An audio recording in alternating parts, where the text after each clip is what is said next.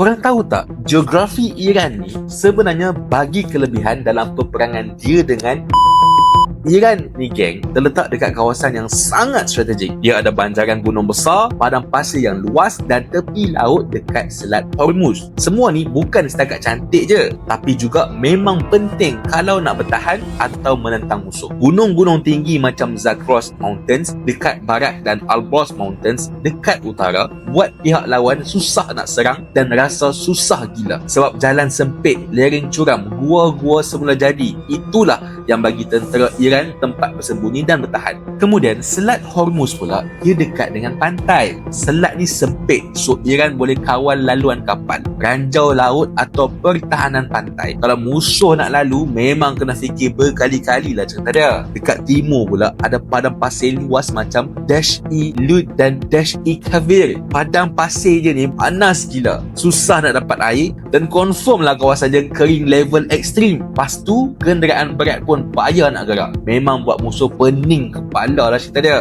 So geng, geografi Iran ni macam senjata rahsia semula jadi. Gunung, padang pasir, laut dan selat, semua tu bantu negara ni bertahan dengan lebih efektif bila berlaku konflik. Pihak lawan pula terpaksa membabi buta je serang sana sini sebab dah mati akal dah pun.